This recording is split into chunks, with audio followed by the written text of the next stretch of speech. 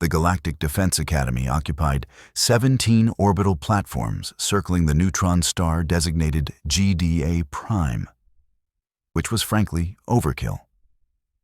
But when your institution's motto is excellence through extinction-level preparation, subtlety takes a back seat. For 300 cycles, the Academy had churned out the galaxy's finest tactical officers, combat specialists, and strategic analysts. Species from 400 star systems sent their best and brightest to endure the Academy's legendary assessment protocols, and roughly 60% of them graduated without developing a stress-induced exoskeleton disorder. The Academy considered this an acceptable success rate. The thing about the Academy that most civilians didn't understand was that it wasn't just difficult. It was designed to be neurologically overwhelming. The Founding Council, composed of the galaxy's most decorated military minds, had determined that modern warfare required officers capable of processing 17 distinct data streams simultaneously while making split-second tactical decisions that could save or doom billions. To facilitate this, they developed the Cognitive Load Assessment System, or CLASS, which sounded much better than its original name. The make them process way too much garbage until they break protocol. CLASS worked on a simple principle borrowed from ancient Vraxian meditation techniques and modern Stellarian torture methods, which were, coincidentally, almost identical. Students would engage in complex analytical tasks, while the system introduced calculated distractions, alarms, simulated attacks, environmental hazards, the works. Biometric scanners monitored their stress responses, focus degradation, and the precise moment their higher brain functions started screaming for mercy. The Academy had spent decades perfecting the exact threshold where students were pushed to their absolute limits without actually inducing permanent psychological damage. Well, mostly without inducing permanent psychological damage. There were incident reports, but those were sealed. On Platform 7, in Assessment Chamber Omega-12, Instructor Vexthor circled his latest batch of tactical candidates like a predator evaluating particularly disappointing prey. Vexthor was a Krellian, which meant he possessed 6 articulated arms, compound eyes that could track 37 independent targets, and a disposition that made angry hornets look downright cuddly. He'd served in 4 major galactic conflicts, personally designed 11 standard combat protocols still used across 6 sectors, and had a medal collection that required its own gravitational containment field.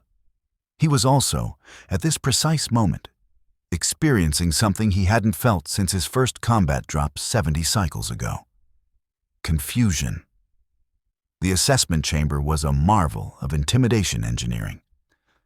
300 square meters of adaptive smart floor, holographic projectors that could simulate anything from diplomatic negotiations to planetary bombardments, and enough sensor equipment to monitor a student's breakfast digestion patterns if that somehow became tactically relevant.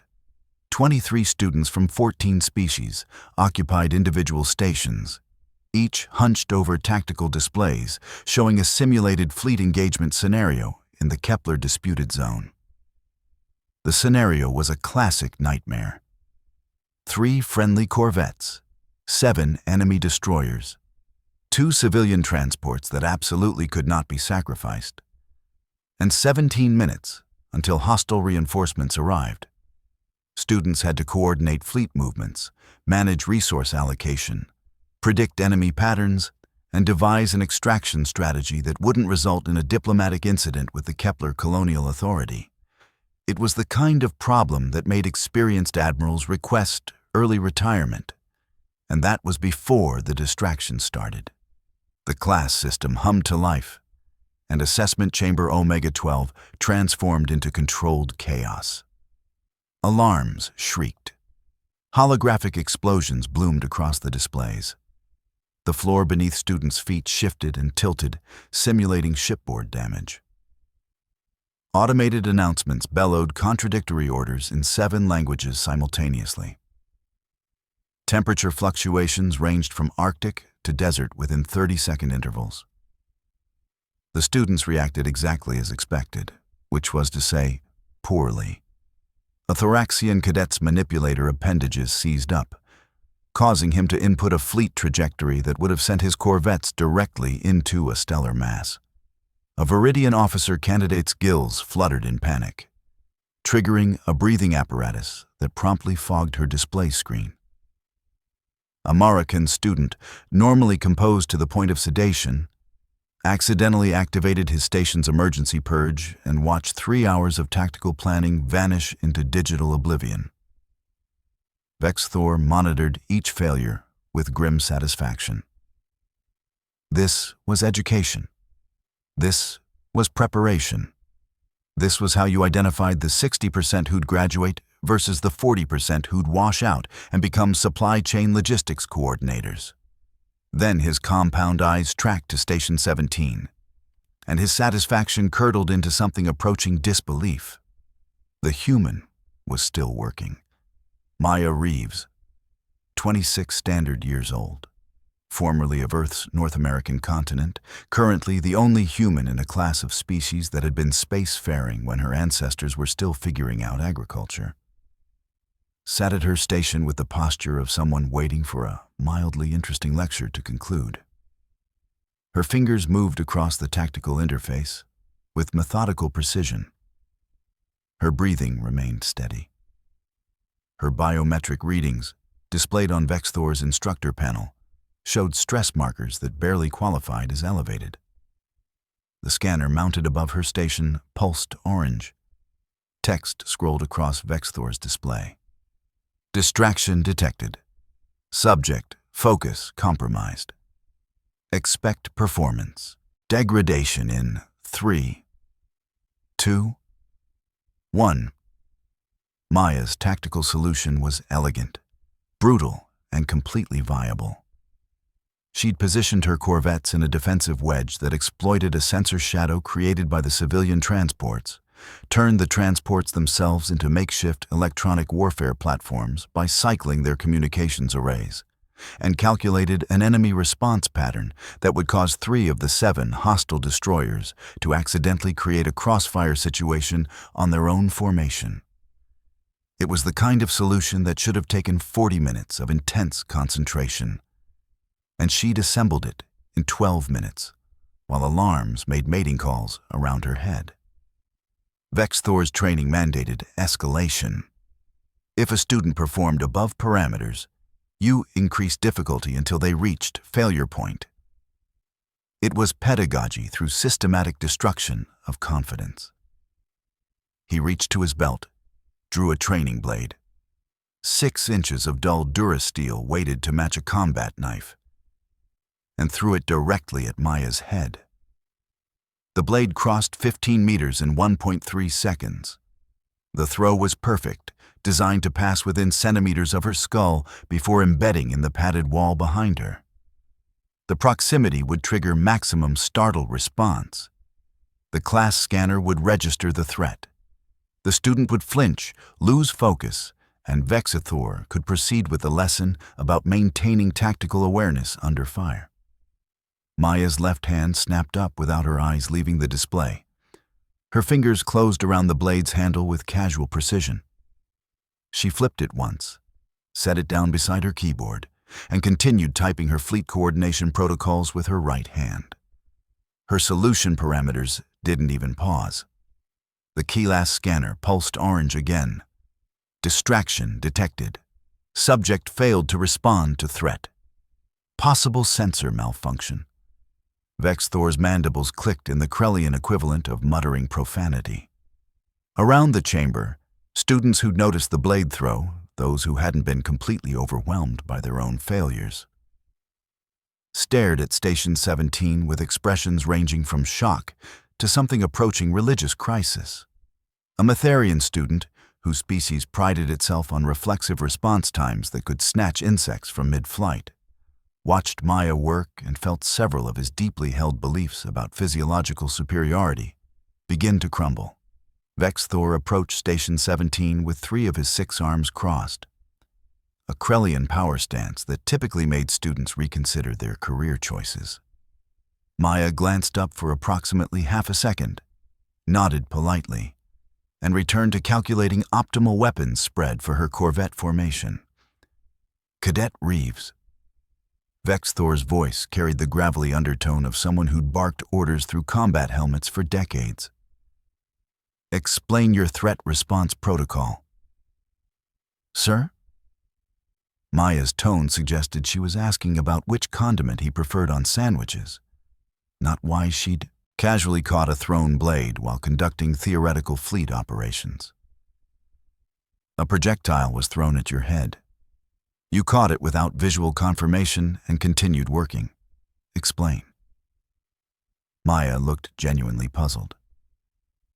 You threw it, sir. You're an instructor. Figured it wasn't actually going to hit me, so it wasn't really a threat.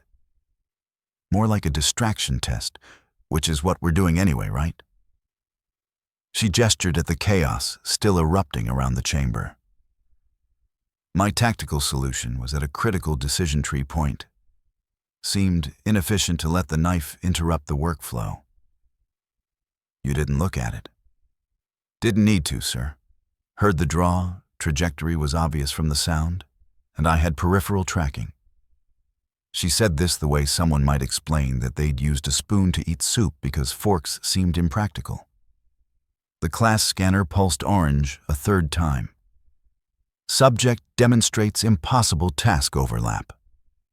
Recommend neurological assessment. Vexthor's career had spanned conflicts with species that could phase shift through solid matter, opponents who thought in 4-dimensional tactical spaces, and one memorable encounter with a hive mind that literally shared processing power across 17,000 individual units. He'd seen biological advantages that seemed to mock physics itself. But this was different.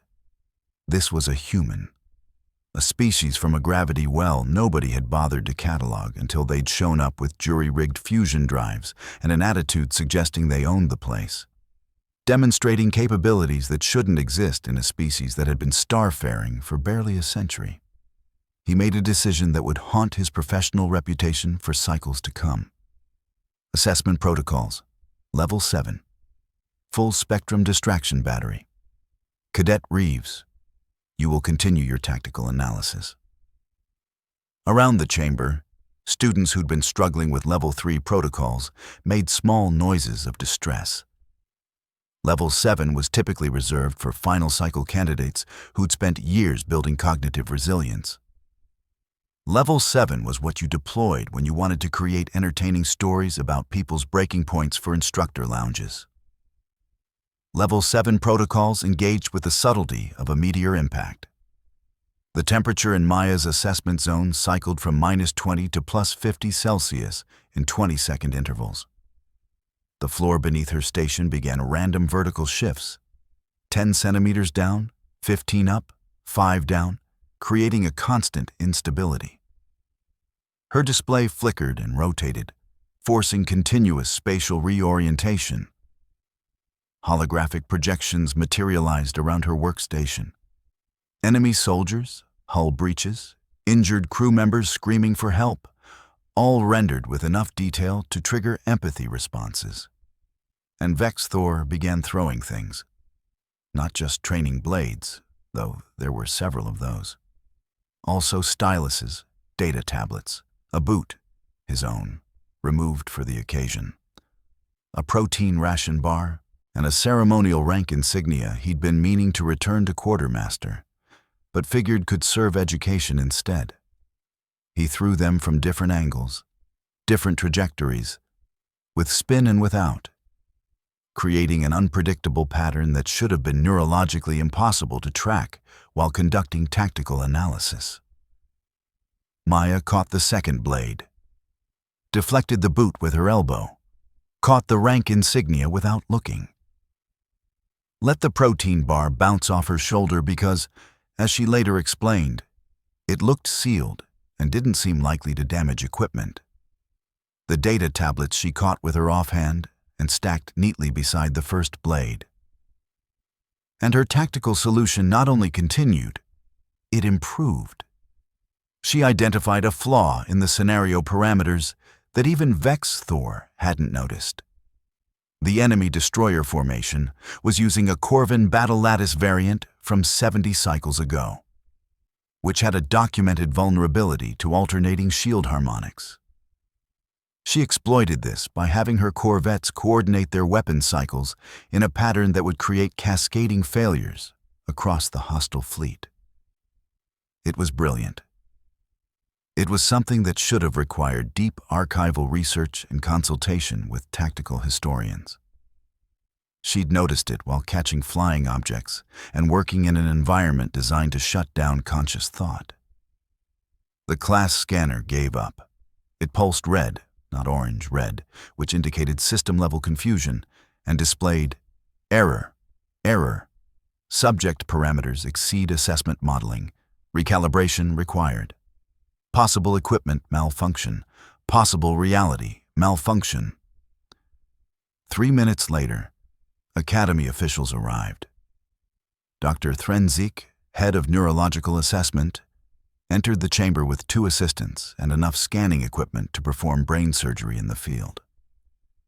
She was a Stellarian, which meant she stood 7 feet tall, possessed chromatophores that currently flickered through concerned purple shades, and had 3 doctorates in cognitive science from institutions that made the Academy look like remedial education. She looked at Maya's biometric readings, then at the tactical solution, then at the pile of objects on Station 17 that represented successful distraction mitigation, then back at the biometric readings, as if checking whether they'd somehow changed to something less impossible. Instructor Vex Thor. Her voice carried harmonics that suggested she was choosing words very carefully. I'm going to need you to explain why Cadet Reeves's prefrontal cortex activity indicates she's experiencing approximately 12% of the stress load we'd expect from Level 3 protocols, despite the fact that you've apparently deployed enough Level 7 harassment to hospitalize a Vraxian meditation master. Vex Thor's mandibles clicked defensively. The human was performing above parameters. Protocol requires escalation to failure point. And has she failed? They both looked at Station 17. Maya had completed her tactical solution and was now reviewing it for inefficiencies, occasionally swatting away holographic enemy soldiers like irritating insects when they blocked her view of the display. No, Vex Thor admitted, sounding like he was confessing to war crimes. Dr. Threnzik approached Station 17 with the careful movements of someone approaching exotic wildlife. Cadet Reeves, I'm going to ask you some questions while we run scans. Please continue your work. Sure thing, Doctor. Maya pulled up the scenario's after-action parameters to review her resource allocation. The scanning equipment hummed to life. Dr. Threnzik's assistants deployed neural mapping arrays, cognitive load analyzers, and a biorhythmic synthesizer that looked like it belonged in either a hospital or a very enthusiastic nightclub. Data began scrolling across portable displays in patterns that made the assistants exchange concerned glances. Cadet Reeves, how many objects are you currently tracking in your peripheral vision? Maya didn't pause her review. The holographic hostiles are 17. Instructor's got 4 arms in ready position, probably for more throwing. 2 other students are having stress responses that might escalate to medical events. Someone should check on the Viridian. Her gills are cycling wrong. And there's a data tablet that's about to fall off the edge of Station 9. Everyone looked at Station 9. The data tablet teetered, then fell. A Thoraxian student lunged for it, missed, and made a sound like escaping hydraulics. Dr. Threnzik's chromatophores went from concerned purple to fascinated orange. You're tracking all that without conscious attention. I mean, yeah, it's just there. Like, you know when you're working and you sort of know where your coffee cup is without looking, and you can grab it without really thinking about it. Same thing, just more stuff. Most species, Dr. Threnzik said slowly, can track approximately 3 to 5 objects in peripheral awareness while conducting cognitive tasks. 7, maximum for species with predatory evolutionary backgrounds. You're maintaining conscious awareness of 23 distinct data points, several of which are mobile and unpredictable, while solving a tactical problem that requires sustained abstract reasoning. This shouldn't be possible. Maya shrugged. I guess humans are good at multitasking? No, one of the assistants blurted out, then looked embarrassed for the outburst. Sorry, but no. Multitasking is a myth. What neurological research across 400 species confirms is that brains rapidly switch attention between tasks, creating the illusion of simultaneity. Actual parallel processing of complex tasks doesn't exist outside of hive minds and artificial intelligence. Maya considered this. So what am I doing? Dr. Threnzik studied the neural scans with the intensity of someone who just discovered a new color. You're compartmentalizing.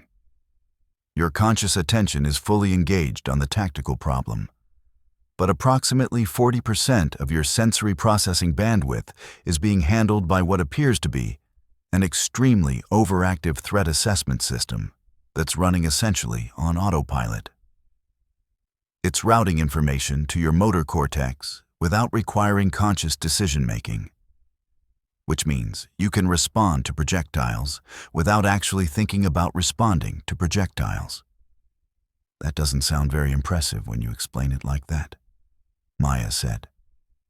It's arguably the most impressive thing I've documented in 20 cycles of neurological research, Dr. Threnzik countered. Most species developed threat responses for their evolutionary environments.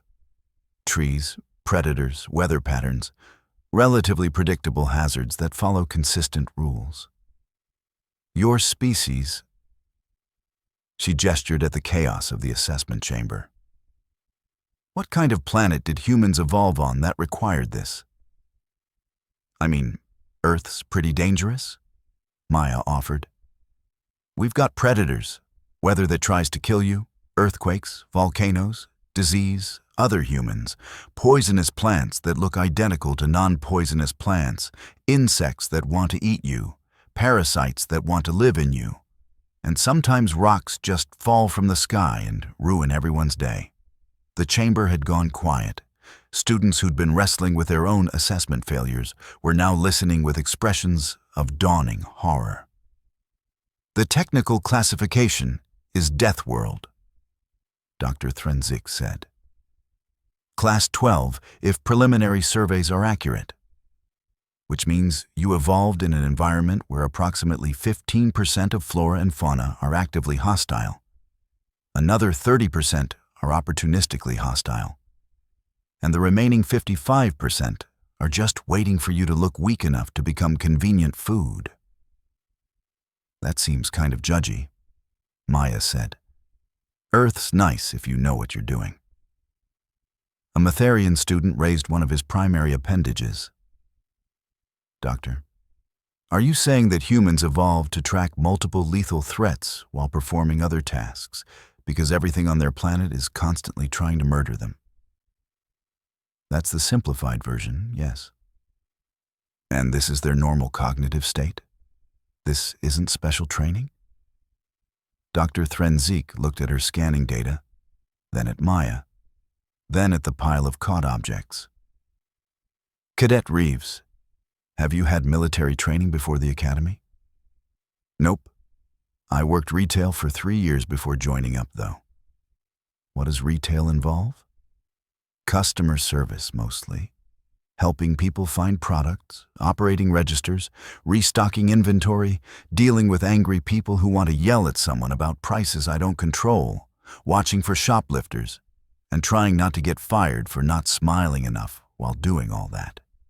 The assistants were making notes with the frantic energy of people who just realized their dissertations might be obsolete.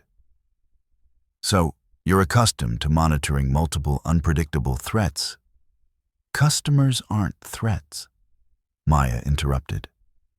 Well, mostly. There was that guy with the ferret, but that's a whole thing. While performing repetitive tasks that require sustained attention and emotional regulation despite stress. I guess if you want to make minimum wage sound fancy, sure. Dr. Threnzik turned to Vexthor. Instructor, I need to recommend immediate recalibration of our assessment protocols. The class system is built on neurological baselines that assume conscious attention is a limited resource that degrades under divided focus. If humans can maintain autonomous threat assessment while engaging in complex reasoning, our entire evaluation framework is measuring the wrong variables.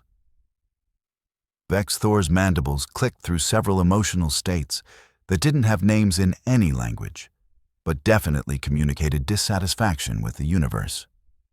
You're saying the scanner isn't broken. The scanner is functioning perfectly. It's detecting distractions and monitoring focus degradation. The problem is that Cadet Reeves is ignoring the distractions at a neurological level we didn't know was possible. So the system interprets her performance as sensor malfunction rather than biological anomaly. I'm not ignoring them, Maya corrected. I notice everything. I just don't stop what I'm doing unless it's actually important. This statement hung in the air like a small theological crisis. A Vraxian student whose species had written 17-volume philosophical treatises about the nature of attention and consciousness stood up from his station. I need to speak with my academic advisor. Several of my core beliefs about existence are currently undergoing catastrophic reevaluation. He walked toward the exit with the careful dignity of someone whose worldview was actively collapsing. Vexthor made a decision. He'd survived 4 galactic conflicts by knowing when to adapt tactics. And right now his tactical assessment was that traditional evaluation methods had just become historically obsolete. Cadet Reeves, I'm implementing Instructor Override Protocol Epsilon. Custom assessment scenario, full discretionary parameters. Dr. Threnzik's chromatophores flashed warning red. Instructor, Epsilon protocols are reserved for... I'm aware of the reservations, Doctor. I'm also aware that we have a student who just made 73 cycles of assessment methodology look like children's games. If our purpose is to prepare tactical officers for actual combat conditions, I need to know her breaking point. He turned his compound eyes fully on Maya. If I may. Maya looked at Dr. Threnzik, who looked at her scanning equipment, which was still displaying impossible neurological data. The doctor's chromatophores cycled through several colors that suggested she was having an internal argument between scientific curiosity and medical ethics. Curiosity won, as it usually does. Proceed, but I'm maintaining full monitoring. Any sign of actual distress, we stop. Acknowledged. What Vexthor created over the next 8 minutes was less an assessment scenario and more a carefully orchestrated descent into tactical hell. He started with the base problem. Same fleet engagement, same hostile destroyers, same civilian transports. Then he added complications like an instructor with too much caffeine and unresolved trauma. Hostile reinforcements arrived 10 minutes early. One of the civilian transports suffered cascade reactor failure. The friendly corvettes reported critical ammunition shortages. Enemy electronic warfare started spoofing sensor data. A diplomatic envoy appeared on emergency channels demanding immediate evacuation from a ship that wasn't even in the scenario parameters. And then Vexithor recruited other instructors. 4 of them, positioned around the chamber, began throwing objects. Not just random items. Coordinated patterns designed to create overlapping trajectories that required split-second prediction models. High-low combinations. Spin variations that changed aerodynamics mid-flight. Feints where an instructor would wind up for a throw but not release, testing whether Maya would react to motion rather than actual threat. The holographic projections intensified. Explosions close enough to Maya's station that the heat simulation made sweat bead on her forehead. Wounded crew members with injuries rendered in traumatic detail, screaming for help. Countdown timers that contradicted each other. A virtual fire that began spreading across her workstation, requiring continuous space negotiation to avoid burned areas. The floor beneath Station 17 became a carnival ride. Random tilts, sudden drops, rotations that made maintaining balance an active task rather than an automatic process. And the data itself turned hostile. The tactical display started glitching. Not real equipment failure, but simulated corruption that scattered information across multiple screens and required constant reintegration. Enemy fleet compositions changed in real time as new intelligence arrived. Friendly asset capabilities degraded as simulated battle damage accumulated. Dr. Threnzik watched the neural scans like a person observing a bridge stress test who was either witnessing revolutionary engineering or imminent catastrophic failure. Maya's stress markers elevated, not to crisis levels, but they increased, from the baseline waiting for a mildly interesting lecture to approximately dealing with holiday shopping rush. Her breathing deepened.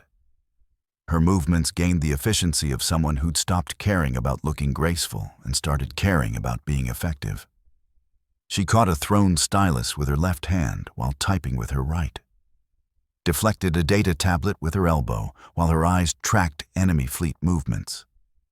Integrated new intelligence parameters while ducking under a particularly ambitious throw that Instructor Catherine had put genuine effort into.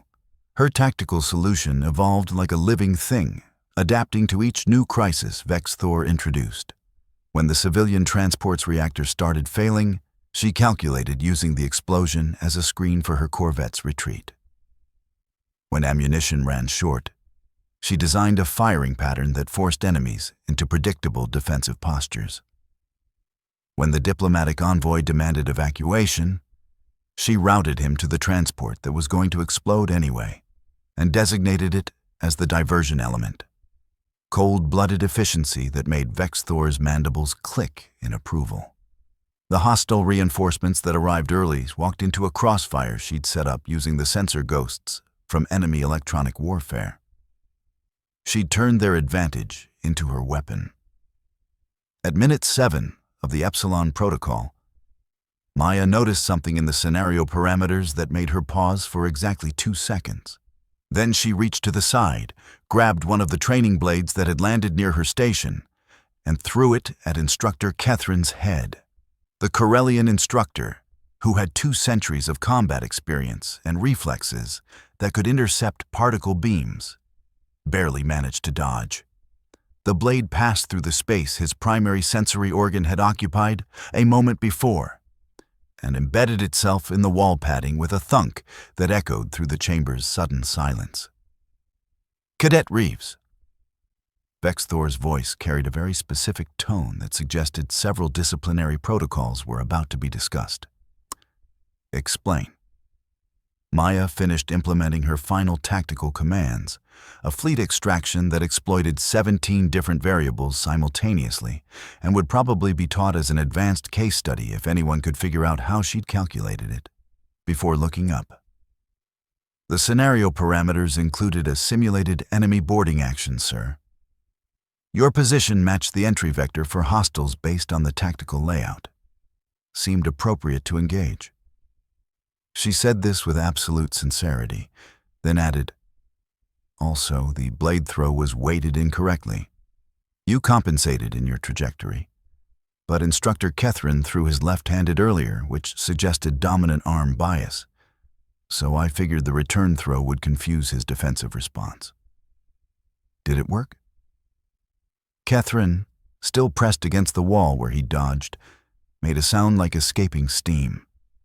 "Yes, Cadet. It worked." The KLAS scanner pulsed through several colors that weren't in its original programming, settled on magenta, and displayed, "Subject has turned assessment protocols into weapon. Existential crisis mode engaged. Requesting philosophical support." Dr. Threnzik's chromatophores had gone through the entire color spectrum and landed on a shade that roughly translated to, "I've seen something that rewrites my understanding of biology, and I'm going to need several strong drinks." She studied the neural scans with the intensity of religious revelation. Instructor Vexthor. Cadet Reeves's stress markers throughout the Epsilon protocol peaked at approximately 48% of expected values. That's less than what we observe in most students during unmodified Level 3 assessments. Her threat response system processed 37 distinct potential hazards, prioritized them without conscious thought, and integrated 13 of them into her tactical solution as active assets. "Meaning?" Vexthor asked, though his tone suggested he knew exactly what it meant and didn't like it. "Meaning that what we've been measuring as distraction tolerance is actually something much more fundamental.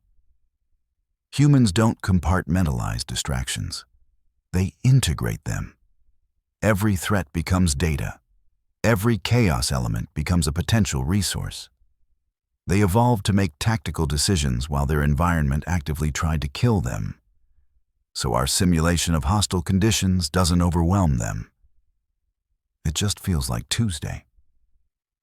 Maya raised her hand. "It's actually Wednesday, Doctor." I stand corrected. Around the assessment chamber, 22 other students were experiencing various stages of career reevaluation. The Thoraxian cadet, who'd accidentally purged his tactical plan, was staring at his manipulator appendages like they'd personally betrayed him. The Matharian student was muttering something about reflexes being a lie told by evolution. A Viridian officer candidate had simply put her head down on her station and was breathing deeply, processing trauma that wouldn't have official psychological terminology for another 3 cycles. Vexthor approached Station 17 one final time. His compound eyes focused on Maya with the intensity of someone who just watched everything they understood about training methodology get thrown out an airlock. "Cadet Reeves, final question. How did you know the blade throw would be weighted incorrectly?" "Oh, that." Maya picked up one of the training blades from her collection. "These are balanced for Krellian grip distribution. 6 contact points instead of human 5. When you throw with a biomechanical system that's evolved for 6-point manipulation, you unconsciously compensate for the weight distribution, even when you're trying to replicate a different species' throwing style. I worked retail with a Krellian manager for 8 months. Watched him throw inventory around when he got frustrated with corporate. Same compensation pattern. You learned Krellian biomechanics from watching retail management throw boxes. I mean, also watched a bunch of training videos about different species' physical capabilities because I figured space would have weird stuff to learn. But yeah, mostly the box throwing." Vexthor made a sound that didn't translate, but conveyed the emotional content of someone whose entire military career had just been retroactively complicated by a species who learned combat theory from minimum wage jobs. Dr. Threnzik was making notes that would eventually become a paper titled "Deathworld Cognitive Resilience and Its Implications for Threat Assessment Modeling," which would win 3 academic prizes and trigger a complete recalibration of galactic military training standards.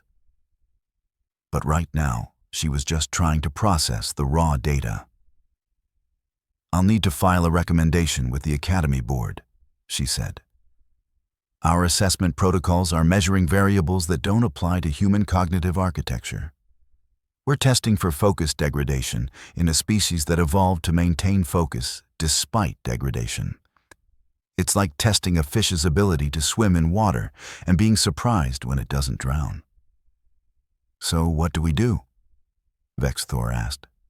"Honestly, I have no idea. This is precedent-setting territory. We might need to create entirely new evaluation frameworks, or..." She looked at Maya, who was tidying up her station and organizing the collection of thrown objects into neat categories by type and weight. "Or we accept that humans are going to break our assessment systems and adjust our expectations accordingly." Maya finished organizing, stood, and saluted with textbook precision. "Assessment complete, sir. Do I pass?" The question hung in the air like a small cosmic joke. Vexthor looked at the tactical solution. Flawless. He looked at the collected objects. 17 successful intercepts. 0 impacts.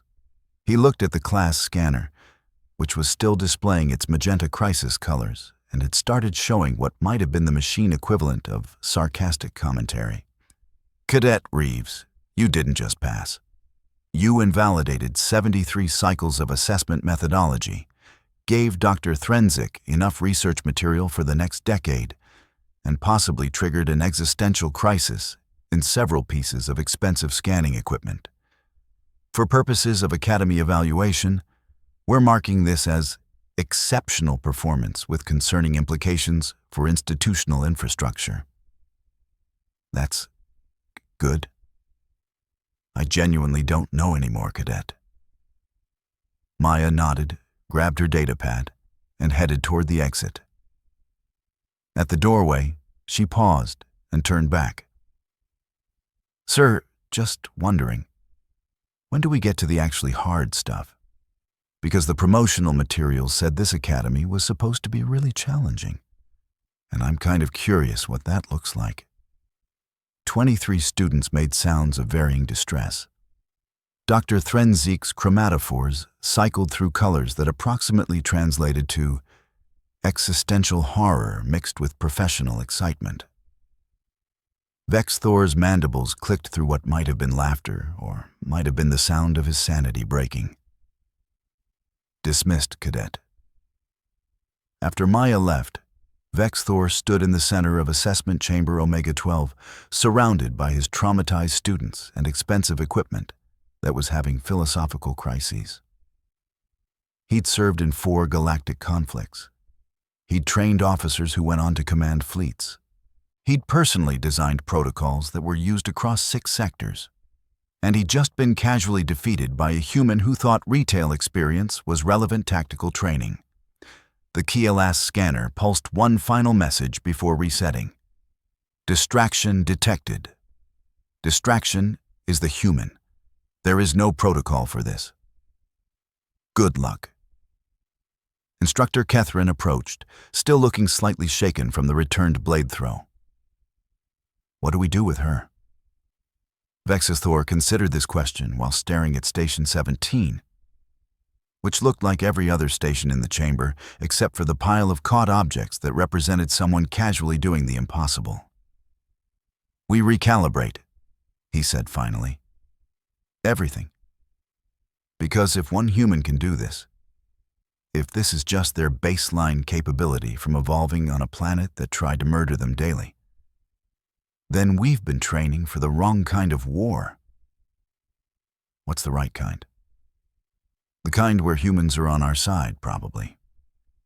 The next cycle, the Academy implemented Protocol Revision 7.3, which included a new assessment category called Deathworld Integration Dynamics. The Kielas system received updates that included approximately 400 new parameters for species whose evolutionary background involved constant environmental hostility.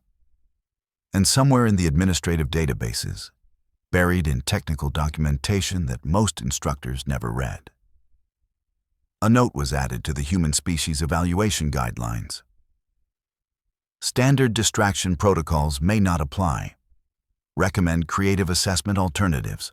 Also recommend abundant humility regarding what constitutes impossible. They evolved on a planet where rocks randomly fell from the sky. They think this is normal. Adjust expectations accordingly. The scanner, having achieved something approaching sentience through sheer confused exposure to human neurological patterns, would occasionally pulse magenta for no particular reason, usually when human students entered assessment chambers. The technicians never figured out how to fix it. Eventually, they just updated the system documentation to note that magenta meant human detected. Protocols are more like guidelines now. Brace for impact.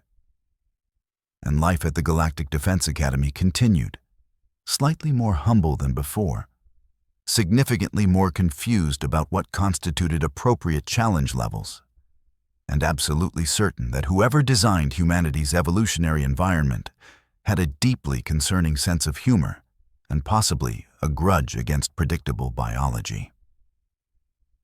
Retry.